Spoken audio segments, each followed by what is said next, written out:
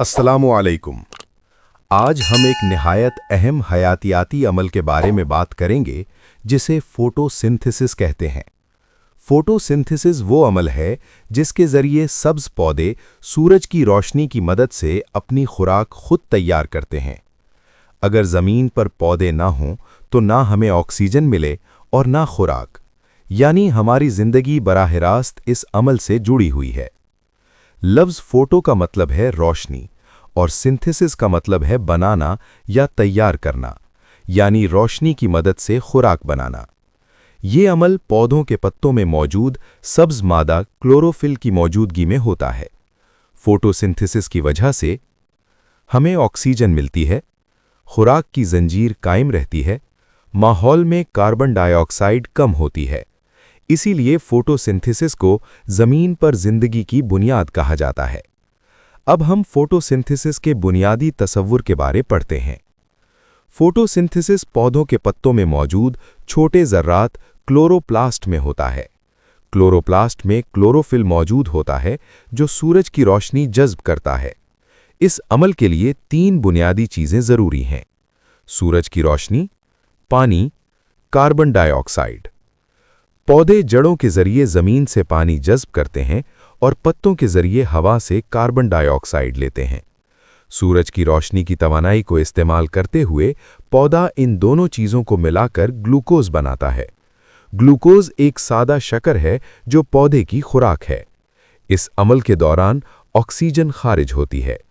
Photosynthesis की कीमियाई मुसावात ये है: कार्बन डाइऑक्साइड जमा पानी, रोशनी की मौजूदगी में ग्लूकोज जमा ऑक्सीजन। सादा अल्फाज में पौधा रोशनी की तवानाई को कीमियाई तवानाई में तब्दील करता है। ये अमल 2 मराहिल में होता है। पहला मरहला रोशनी पर मुनहसिर अमल, दूसरा मरहला रोशनी से आज़ाद अमल। रोशनी वाले मरहले में तवानाई जमा की जाती है और दूसरे मरहले में ग्लूकोज तैयार किया जाता है। ये पूरा निज़ाम निहायत मुनज़्ज़म और हैरत अंगेज़ है। अमली मिसाल बयान करते हैं। एक सादा मिसाल लेते हैं। अगर आप एक पौधे को धूप में रखें और दूसरे को अंधेरे में रख दें तो क्या होगा?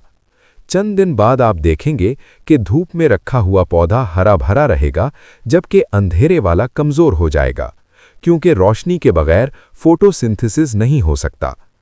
एक और तजुर्बा: अगर पत्ते के कुछ हिस्से को कागज़ से ढांप दिया जाए और फिर आयोडीन टेस्ट किया जाए तो सिर्फ वही हिस्सा नीला होगा जहां ग्लूकोज बना होगा, यानी जहां रोशनी पहुंची होगी।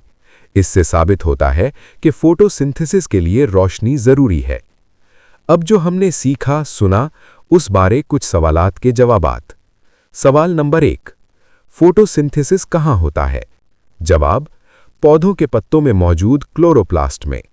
सवाल नंबर 2: फोटोसिंथेसिस के लिए कौन सी गैस जरूरी है? जवाब: कार्बन डाइऑक्साइड। सवाल नंबर 3: फोटोसिंथेसिस के दौरान कौन सी गैस खारिज होती है? जवाब: ऑक्सीजन। सवाल नंबर 4: फोटोसिंथेसिस जमीन पर जिंदगी के लिए क्यों जरूरी है? जवाब: क्योंकि ये खुराक और ऑक्सीजन फराहम करता है।